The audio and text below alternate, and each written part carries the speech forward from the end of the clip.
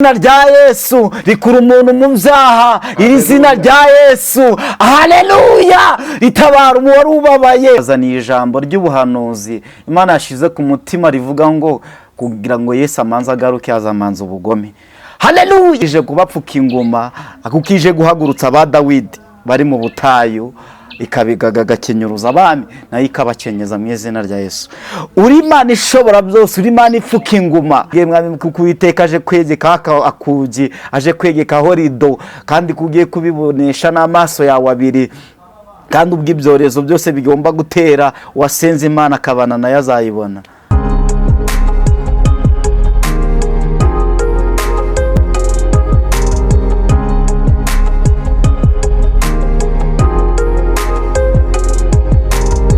tuvuge ngo ineza y'Imana nibane nawe kandi umugisha w'Imana ukomeho ndetse n'abawe bose. Hafi nakurero aho uherereye hose ndagusuje kandi nguhaye ikaze mu kiganiro cyacu cy'uyu munsi. Ngize umugisha wo kwicarana n'umuvugabutumwa mukozi w'Imana Innocent. Innocent, umeze neza? Meze neza, ndashima Imana. Urakomeye? Ndakomeye. Maze iminsi ugiye mu Innocent? Maze iminsi ndwaye, ariko ubu nakize, ndumva ndi muzima. Urumva umeze neza, ufite akabaraga? Ndumva mfite imbaraga na mwuka wera, byose biravanze. Ko wakonje ukaba utifubitse? Yanda mfite ubushyuhe. Ndashimiye ko ngiye kubona wararwaye, ko dushimye Imana ko yagukijije. Amen. Imana ihabwe icyubahiro. Imana ishimwe. Andi makuru se? Andi makuru ni meza. Imana iri mu kazi. Imana iri mu kazi. Imana ishimwe cyane. Iri mu kazi ko kuturengera. Iri mu kazi ko kuturengera. Igihe kinini cyagishize utaboneka, ariko kandi Imana dushimye Imana ko yakwimanye kandi ubugingo bwawe ndetse n'umubiri tukaba twongeye guhurutishwa n'ibyaha. Amen. Andi makuru yo ku ruhande se? Andi makuru yo ku ruhande ni meza, nta kibazo. Ubugingo bumeze neza nabwo? Cyane. Cyane cyane. Imana nibyo maranira cyane kurusha ibindi byose. Icyo maranira ni ingoma ya Yesu, nifuza kuzaba. Tarimba kanze kuri umuririmbyi. Abantu baje kumbwira ko uri umuririmbyi. Wahehe. Amakonda yafite. Hajya nzabasura muri korali yanyu ahubwo. Amen. Ubonje gusura umuvuga ubutumwa korali iririmbamo. Ni karibu. Ariko mu maribye abantu babaye bishyitsi. Babaye bishyitsi. Kandi igishitsi nacyo ari igihe gitaka. Babaye bishyitsi. Uriya mu bintu ntinye amakorali. None babaye n'ibishitsi. N'ibishyimbo by'ibigugu. Ibishyimbo by'ibigugu. Uragicanira ntabwo kijya gishya. Ubwo watishatse uzigiye nakirijwe muri 80 cyangwa 30. Turikora netwe twayifunze. Twanayifunze. Twejeje bunda. Undi byo tubwira n'ibiki. Nese no kubira iki mu baririmbi cyane. Hari umuntu abashe gukora aramwa ngo korali mu gisoro cya korali ngo ni ihuriro ry'ibyaha byose bibaho. Ibyo nturabyemera? Ntago mbyemera. Korali rero umuntu mu buryo bw'umwuka ariko mu ruzombera muri korali, ariko nabyo bibaho, nabyo byashoboka. Mu ruzombera bahehe? Asanga ariho abantu ntago mbizi. Usambanya mbere bahehe? Ntago navuga ngo ndabivuga kuri kamera, birashoboka. Weze gutinya kuri kutinya kuvuga ukuri kandi cyangwa ntago hamagaye kuvugisha ukuri. Oya, kuvugisha ukuri nibyo ntibyica umutumirano, ariko nyina keshi arabo baba bavuga ko basengana ari perezida wa korali, ariko bakorana n'ibyaha n'abakina nabo ngabo baririmbana, bibaho, birashoboka. Ariko ari nizo korali zitabaho. Muri korali namwe ibyo bisa namwe korali yanyu bibaho? Ntago bibamo. Titeranya? Ntago bibamo. Titeranya utabirarame. Uramenye tagutega.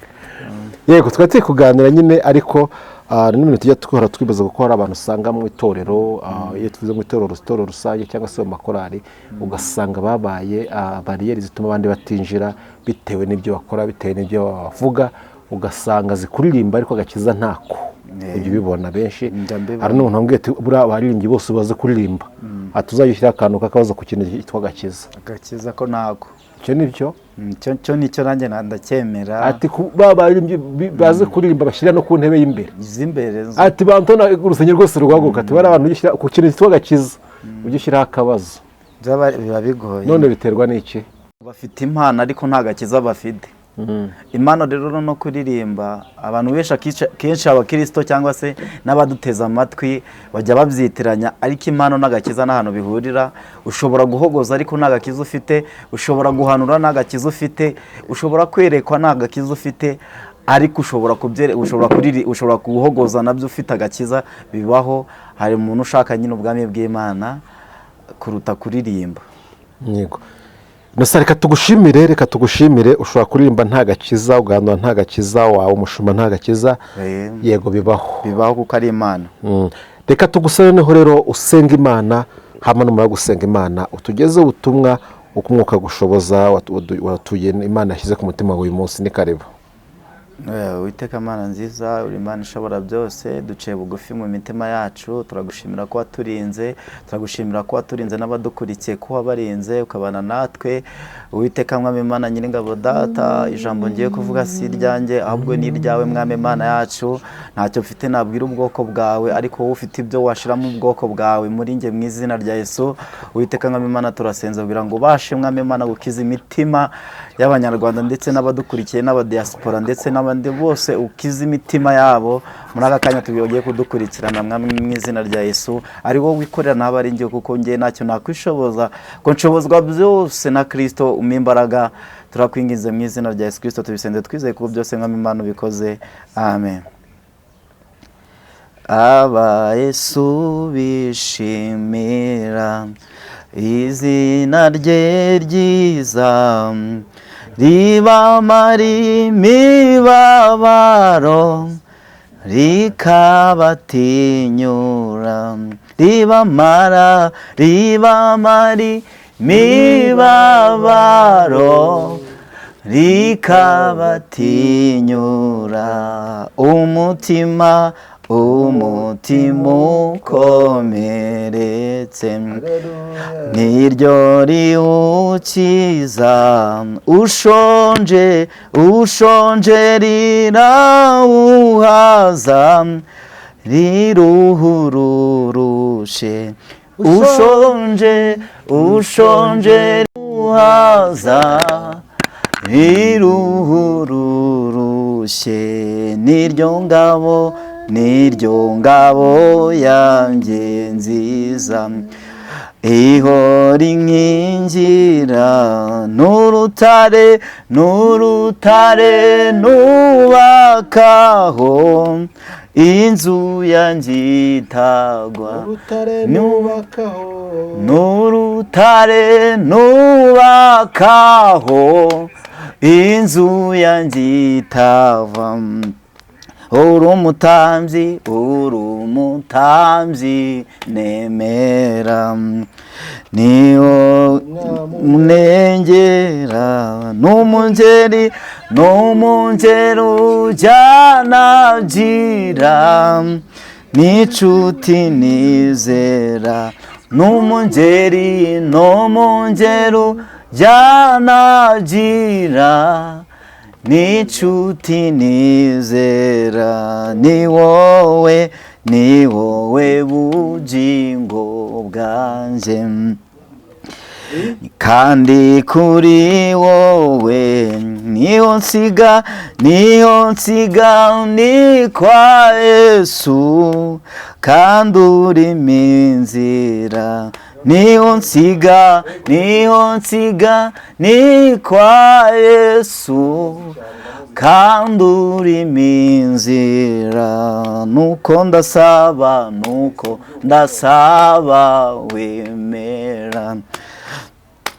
wemera ngushime, nubwo nabasha kuvuga ibidukwiriye, nubwo nabasha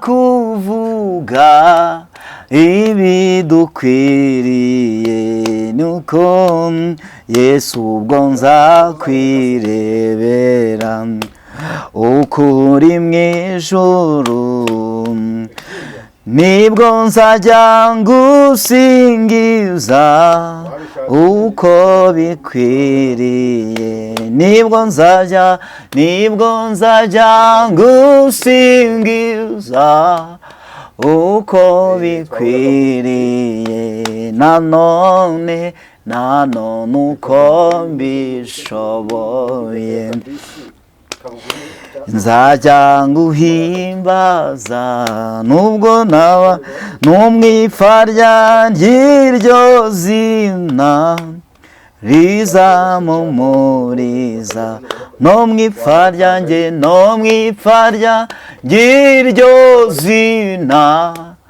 rizamumuriza, no mwipfa ryanjye, no mwipfa ry'iryo zina rizamumuriza.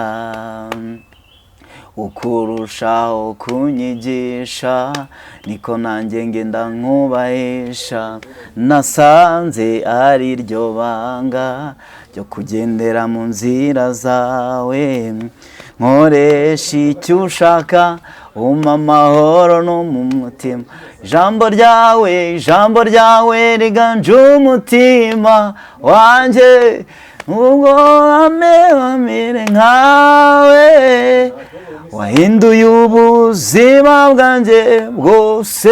Yesu we uri mwiza cyane we, uko wansanze uko niko wankunze, ubu numva nisanze, uri mwiza cyane we, uko wansanze uko niko wankunze, ubu numva nisanze, uri mwiza cyane we.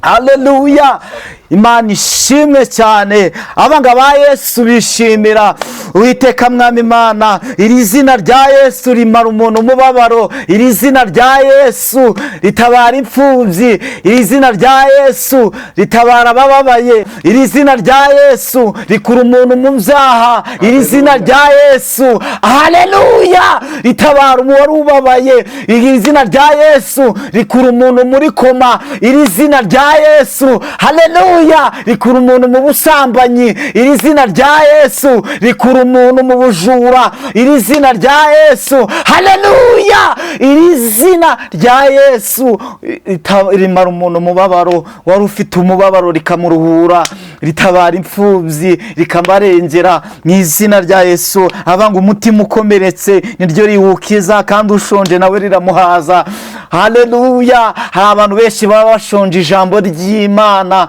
Uwiteka turagira ngo tukubwire ngo wa muntu urimo nkurikira kuri aka kanya, manza utunge ijambo ry'Imana kuruta ubuhanuzi. Ubuhanuzi baguhanurira wagwa, ariko ijambo ry'Imana rizakubaka. Ni nko kubaka inzu ku musenyi, mu izina rya Yesu. Uko byose Mwami Imana urabishoboye, ukuri Imana ishobora byose, kandi Uwiteka Mwami Imana avuze ngo nta kintu na kimwe kitazaba Mwami Imana utamenyesheje intore zawe zigutakira ku manywa na nijoro. Niyo mpamvu Uwiteka Mwami Imana tugiye kuganira ku ijambo rivuga kugaruka kwa Yesu kuzabanziriza ubugome. Ni ku mutwe w'amagambo uvuga, Teyito nayihaye iravuga ngo kugaruka kwa Yesu kuzamanziriza ubugome. Tugiye kumanza turebe ubwo bugome kugira ngo Yesu aze. Ubugome bwamanje buri kumanza kuza mu itorero cyangwa se mu bantu b'Imana, ibyamanze gusohora. Tugiye gusoma ijambo riri mu Batesalonike ba kabiri ku murongo wa kabiri, usomye kuri 7, turongera dutaruke na 11. Ariko umutwe w'amagambo uravuze ngo,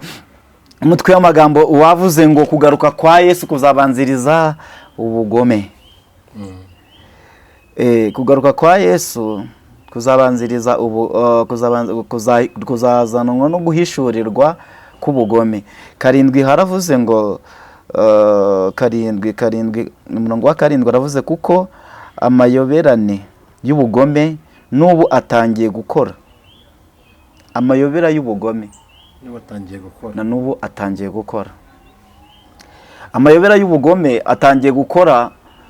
Niho abantu bitwaje ijambo ry'Imana bagakorera abandi ba Kristo ubugome, babashuka, babashuke atari yivuze, yavuze ngo zana iyo nzu urimo, uzana amafaranga, waba udukurikiye, waba uri hanze, waba uri mu gihugu cy'u Rwanda, kugira ngo mbazaniye ijambo ry'ubuhanuzi Imana yashize ku mutima rivuga ngo kugira ngo Yesu amanze agaruke azamanza ubugome.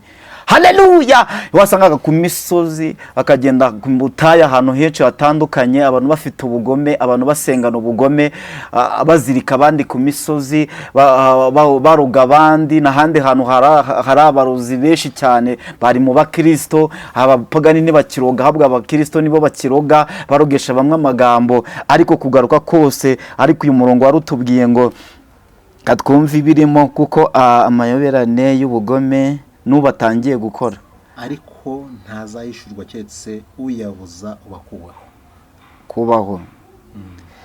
Nibwo wa mugome 8 ushireho 8, nibwo wa mugome azahishurwa, uwo mwami Yesu azicisha umwuka uva mu kanwa ke, akamutsembesha kuboneka kukuza kwe. Kadutaruke 11:11. Haravuze ngo nicyo gituma Imana izaboherereza ubushukanyi bukomeye cyane ngo bizere ibinyoma.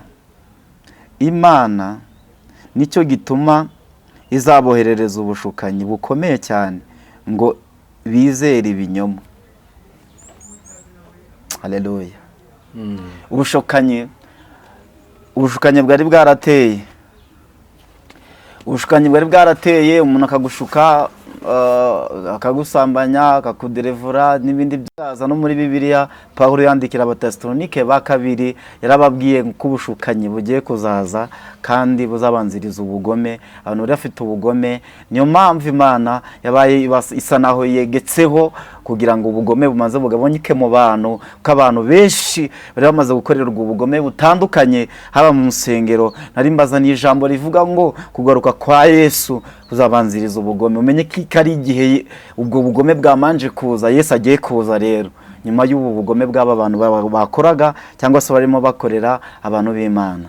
Niyo mpamvu guhera uyu munsi utangire kugizera Imana ko Imana ikora igikorana n'uyu munsi. Imana irashoboye, Imana uko yakoraga kera na n'uyu munsi iracyakora. Niyo mpamvu ndimo mbwira abantu uku kubugome bwadutse n'ubushukanyi ntabwo bijeje bundi, ni ukuvuga ngo na kera byari bihari. Ubu bushukanyi rero ntabwo ubushukanyi buzabanziriza ubugome. Abantu bari bafite ubushukanyi bwinshi cyane, abashumba bari bafite ubushukanyi. Hari umushumba nigeze kubona agurisha serviette mu rusengero. Ubu bugome, ubu bushukanyi, abantu bose bari bamaze kuba bashukanye, abakozi Imana bashuka abakristo, niho twari turimo tugeze. Ariko kuko bizabanziriza ubugome, ariko iri jambo Pawulo aryandikira Abatesalonike ba kabiri yarababwiye ngo kugaruka kwa Yesu kuzabanziriza ubugome. Haleluya! Niba ijambo ry'Imana mumanze mubike ijambo mu mitima yanyu kuruta ubuhanuzi, kuko ubuhanuzi buzarangira ariko ijambo ntabwo zizarangira. Haleluya! Niyo mpamvu imitima yabo yabaye akahebwe igikomera ushobora kubwiriza abavugisha ukuri akaba ariko ntibabemere. Ariko umuntu, haleluya, usenya, nta muntu wasenya umutima wawe, ahubwo umutima wawe niwo ugomba kubohokera imbere y'Imana. Niyo mpamvu twari tuvuze irindi jambo dushaka ko dusoma, Zaburi 144 ku murongo wa 3, arakuvuza ngo akiza abafite imitima imenetse agapfuka inguma zabo. Haleluya! Yesu akiza abafite imitima imenetse agapfuka inguma zabo. Haleluya! Niba uzi ko ufite umutima umenetse umurikiye kuri iyi kamera, umenye ko Imana ije kukomora inguma, ije kukomora igikomere cyose wahuye nacyo. Uhura n'abakozi b'Imana, uhura n'abantu benshi batandukanye b'abatubuzi babashukanye nk'uko twabisomye muri Bibiliya, kuko abo bashukanye bazaza. Ntabwo bigeze, nubwo tubyumva muri Bibiliya, ariko aba bashukanye bari bahari, ariko bajya ku misozi bajya gushukashuka abantu bakabakira n'ibyo bari bafite. Ariko Imana ya Isiraheli iravuga ngo ije kubapfuka inguma, kuko ije guhagurutsa ba Dawidi bari mu butayu, ikabigakenyuruza abami, nayo ikabakenyeza mu izina rya Yesu. Uri Imana ishobora byose, uri Imana ipfuka inguma. Abantu batadupfuka, abantu baradukomerekeje bihagije, batubwira ijambo ry'Imana mu mitima yabo ntaririmo, ariko Yesu aje guhagurutsa abantu bayo, banambye bakayinambaho bakayigumaho, bakumva icyo Imana ivuze, bakumva icyo Imana ibategetse, bakaguma ahantu Yesu ari, bakaguma ku birenge bya Yesu Kristo. Akiza abafite imitima imenetse, agafuka n'inguma zabo. Yesu aje kudupfuka inguma. Abantu bari bafite imitima imenetse, Yesu aje kubapfuka inguma. Ijambo ry'Imana niryo riruhura umuntu. Umuntu akavuga ijambo ari umujama, umuntu akavuga ijambo ari isadunda, umuntu akavuga ijambo ari vampire. Hari abantu amavampire, hadutse amavampire mu nsengero, hadutse amavampire mu bice bitandukanye, mu makategori yose haradutsemo amavampire. Ugahura ni vampire rikaguhanurira ibintu, rangiza rigahita rikujyana ku musozi rigahita ribizirika. Niyo mpamvu baba ngo haje ubushukanyi. Aba bashukanyi ntabwo bigeze batera igihe kinini, muri Bibiliya twabisomye. Ngo nuko haduka ubushukanyi, haduka ubugome, haduka abahanuzi b'ibinyoma. Abo bose Mwami mwiza, kugira ngo bibanzirize kuza kwa Yesu hazamanza ubushukanyi. Niyo mpamvu bavuze ngo izina rya Yesu riraruhura, izina rya Yesu rimara imibabaro kandi rikaruhura. Haleluya! Izina rya Yesu iyo urivuze umutima uraruhuka. Izina rya Yesu iyo wari ufite nta mahoro ufite, Yesu akaguha amahoro. Iyo ugeze kwa Yesu ibintu byose biremera, iyo ugeze kwa Yesu ibintu byose birakunda. Ndaje ngukubwira ijambo ry'Imana rivuga ngo igihe wakomerekeye Yesu aje kukomora ingoma, kandi Yesu aje komora abe bamutegereje. Kandi imisozi, nubwo imisozi igose Yerusalemu, ariko Uwiteka aje kurinda abe. Haleluya!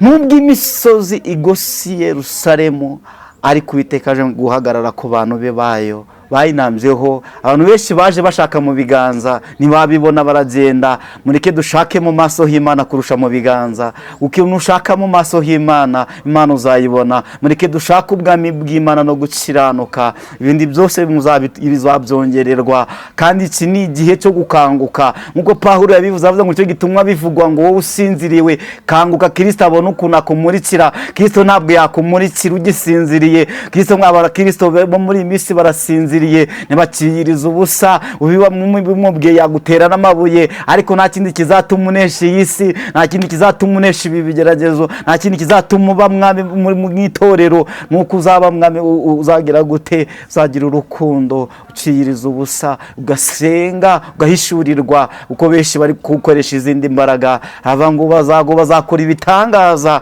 atari njye uzaba ubibakoresheje. Aba ngo bazajya ku misozi. Uwiteka Mwami Imana avuye ngo ngiye Mwami, sinigeze mbabona, sinigeze mbamenya, mwahanuraga mu izina ryawe. Natwe rero Yesu Kristo, Uwiteka Mwami Imana yacu, uka ijambo rivuze ngo akiza abafite imitima imenetse, yarangiza agapfuka ingoma zabo. Hari abantu Yesu aje gupfuka ingoma. Wowe untegeze amatwi wumve ko Yesu aje kugupfuka ingoma wose ufite. Hari igikomere ufite muri parito mutandukanye, hari igikomere ufite mu kazi, hari igikomere ufite aho utuye, hari igikomere ufite ku buzima bwose. Kaje kukumumara igikomere cyose waba ufite, menye ko Yesu aje kuvura ibikomere by'abantu bose bagize gute, bakomeretse. Ntabwo ishobora kukuvura igikomere utarigeze gukomereka, ariko Yesu avura umuntu igikomere yakomeretsemo. Niba ufite igikomere cya famiye, Yesu aje kuguhuza na famiye yawe. Niba ufite igikomere Uwiteka cy'amafaranga, Yesu aje kuguha amafaranga. Niba ufite igikomere cy'ubushomeri, Yesu aje gutanga akazi. Niba ufite igikomere cy'ibintu byinshi bitandukanye yuko abantu bakwanze, Yesu aje kuguha igikundiro. Yesu aje kugushiraho favor yawe mu buzima bwawe umaze iminsi urira, ariko Yesu aje kuguhoza amarira. Yesu ndagubwira ngutangarize yuko Yesu akiza abafite imitima imenetse, kandi agapfuka inguma zabo. Haleluya! Imana ya Isiraheli na n'uyu munsi iracyakora. Kandi ntabwo Eliya niwe wigeze kugera mu gika yumva yuko ari we muhanuzi usigaye, ariko Imana iramubwira ngo hari 7,000 bitaramfukamira Bayali. Nawe umenye ko nubwo wumva ko abahanuzi bashize, ko nta muzimu kiba, abeshi abakora abasambanya, abeshi bakora ibyo, abeshi banywa inzoga, ariko Imana yahamagaye bakumva ijwi ry'Imana. Hari abantu bihamagaye, abo ni impamvu no kubitana nabo bazakugora, bazagushiraho n'imyuka yabo barimo barakoresha kuko abanga abakobwa bari 10, ariko batanu ari abanyabwenge, ariko batanu ari iki hari abapfu. Niyo mpamvu ngo umutwe atinze kuza bajya guhanjuza amavuta. Hari abantu amatabaza yabo yazimye, hari abantu ibicaniro muri bo bitakibabamo, ariko kuko Uwiteka tubwire ngo mbese kugaruka kwa Yesu kuzabanziriza ubugome n'ubushukanyi. Ibyo ngibyo ari byo bizatuma Yesu agiye kwimanukira, Yesu agiye kwiyizira, akaza gucungura itorero. Niyo mpamvu mukristo neza amatwi wumve ko Uwiteka Imana yacu irashoboye. Imana yacu nta muntu ujya uyishakira inzira, kandi iyo uvuze ko Imana idashoboye ni nko kubwira ni nko kubwira generali ukamugira amajoro. Ujye usenga, uzamura kwizera, ibintu byose Imana irabishoboye. Igika cyose wanyuramo, inzira zose wanyuramo, ujye umenya ko Imana ya Isiraheli Uwiteka ishobora ibintu byose, nta kintu na kimwe cyayinanira. Niyo mpamvu tugusabye kugira ngo utege amatwi kandi wumve, wihane ibyaha byose, ubireke, uhindukire. Kandi numara guhindukira, ibyo ushaka ku Mana uzabibona. Abenshi bumva ko ibyo bashaka ko Imana ibakorera. Manza ukora ibyo Imana ishaka, Imana izagukorera nayo izagukorera ibyo ushaka. Niyo mpamvu nushaka n'Imana umwete uzayibona. Hari abantu bo muri Bibiliya bayishakanye umwete baza kuyibona. Harimo umugabo witwa Yakobo yishakanye umwete, Imana arayibona. Salomo aza kuyishaka n'umwete aza kuyibona. Abagabo 10 bari mu cyumba kimwe, n'umwe barasenga, bageze ku munsi wa 10 Imana barayibona ngo buzura Mwuka Wera, batangira kuvuga mu ndimi nshya. Nawe nushaka n'Imana umwete nawe uzayibona. Abantu bashatse amafaranga bakayashakana umwete barayabonye. Niyo umuntu nawe umushakanye umwete uramubona. N'Imana nayo yishakanye umwete nayo uza kuyibona mu izina rya Yesu. Kandi Uwiteka Mwami Imana, niyo mpamvu igihe cyose wahagararamo, igihe cyose uhagazemo, umenye ko yuko Uwiteka aje. Igihe cyose urimo uravuga Imana itakuri ku mutwe, itakuri mu mutima wawe, ujye umenya ko Yesu aje kujeho. Inkoni y'Uwiteka ikumanukiye, umenye ko uburakari bw'Uwiteka bukumanukiye. Wowe wamusambanyi we, wowe wamujura we, wowe wamushukanyi we, nk'uko Bibiliya ivuze,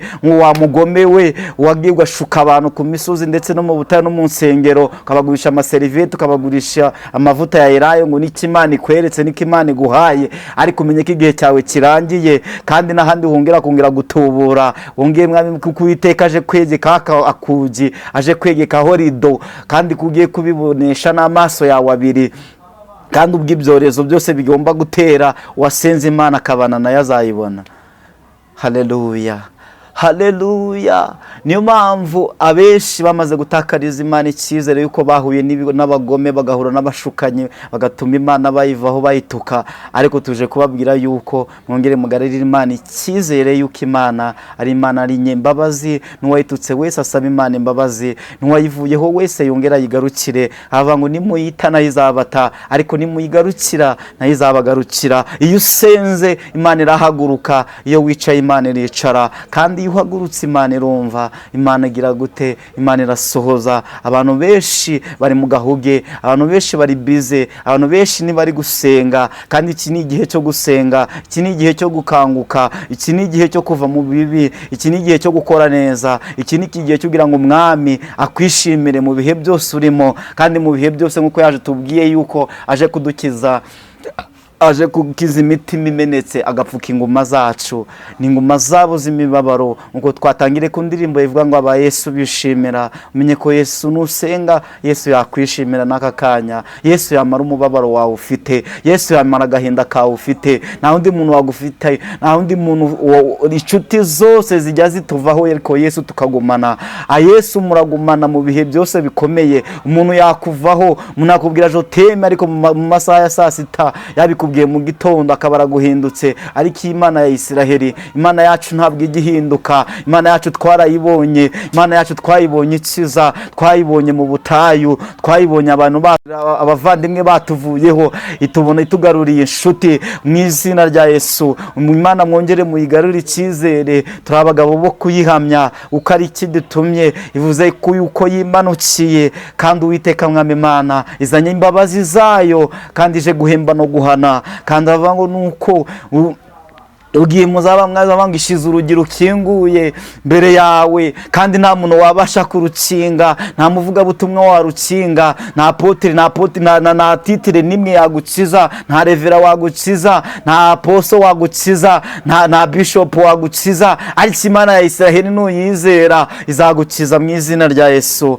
Uko Uwiteka tuje kubabwira izina rya Yesu ko rimara imibabaro, rikaruhura umuntu urushye, rigakura umuntu mu bukene. Iri zina Mwami Imana yacu rirera imfubyi zikabaho, iri zina rya Yesu. Kandi ngo nuko Uwiteka Yesu rimwe Marita yabanaga na Yesu, arangije ngarukangaza kumubwira ijambo rikomeye, aramubwira ngo wowe Marita, Marita, Marita, wirusha muri byinshi, ngombwa ni kimwe.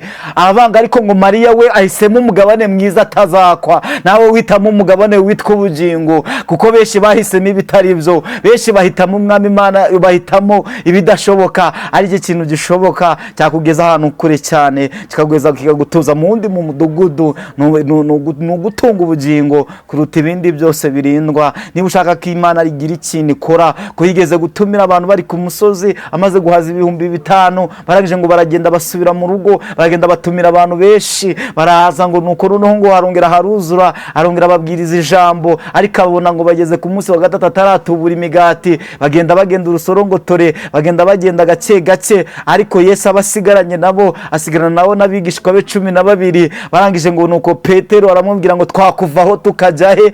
Kari wowe ufite amagambo meza y'ubugingo, ubundi wa murokore wayivaho ukajya he? Kaho mu mwobo nawe ije kwagukura, aho uri kwihisha hose muri izo nzoga kije kugukurayo, mutwo tubayo, mutwo tugete uri kwihishamo kije kugukurayo. Ijisho ry'Imana rirareba, ijisho ry'Imana rirabona. Nje kugutangariza yuko Imana yakubonye, ubwo bugome wakoze ko Imana yakubonye, ubwo bushukanyi wakoze umenye ko Imana yakubonye. Umutima nushaka ugaruke wikubita imbere y'abatambyi, bongere bagusukeho amavuta, bongere bagusabira imbabazi imbere y'Imana, uko Imana iracyari kwicaye ku mbabazi zayo. Imenye ko Imana ya Isiraheli ije gutabara bayo, kandi ije gupfuka ingoma z'abarokore bababaye, z'abarokore bari mu mwobo, ko Imana ije kubakura mu mwobo, ko Imana ije kubatabara, Imana ije gupfuka inguma, kandi ngakiza abafite imitima imenetse, yarangiza agapfuka inguma zabo. Umenye ko Imana ije kugupfuka inguma, ije kugupfuka uruguma rwose ufite Yesu.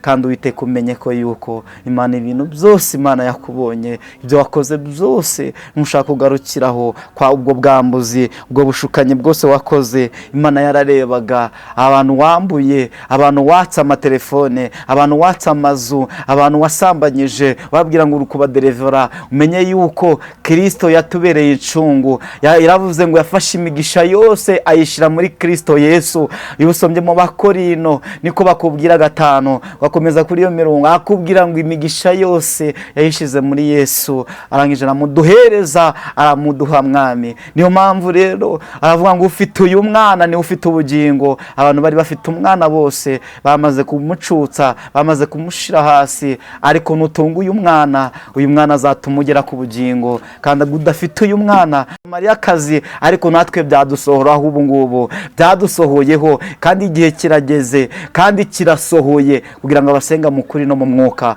abo bari bo bakwiriye gusenga Data mu izina rya Yesu. Umenye yuko Uwiteka amazizaniye, Uwiteka imbabazi zayo ku muntu wese ugiye kumwemera akizera izina rye, akamuhereza ubushobozi bwo kuba umwana we. Kandi abo ntabwo bazabyarwa n'umubiri, abo ntabwo bazabyarwa na bishop, abo ntabwo bazabyarwa na pasiteri, abo ntabwo bazabyarwa na revera, abo ntabwo bazabyarwa ndetse n'ibindi byose bitandukanye n'amatitiri njya numva muri iki gihugu. Ariko uzabyarwa n'Imana, azaguha ubushobozi, Imana izaguhereza ubushobozi. Nawe malariya wayisengera, nawe wakwisengera, nawe wakwihanurira, nawe cyakoze ari aho uzagira nyine bigasaba umukozi w'Imana.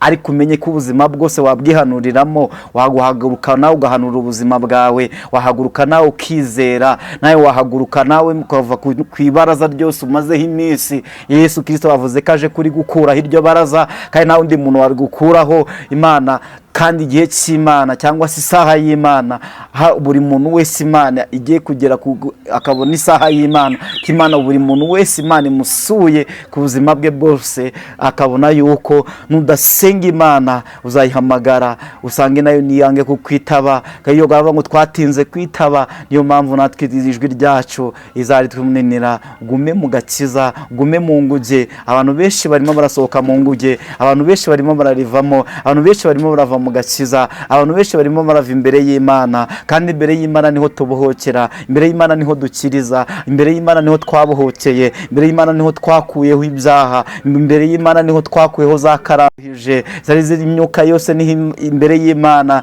niho imbere y'Imana niho bikemukira byose. Navuga ngo ndakubwira ngo umenye yuko Imana ije, mubwire yuko Imana ije gutabara bayo, ije gupfuka inguma, yarangiza igakamara imibabaro yabo, mu izina rya Yesu Kristo turagusabye twizeye Yesu, amen. Amen. Reka tugushimire. Amen. Ubutumwa bwiza utanze, uradusengera Imana, Yesu Kristo mwami. Utanga nimero ya telefone numara basenga Imana, ni karibu. Nimero yanjye ya telefone ni 07 9 13 99 0 6 8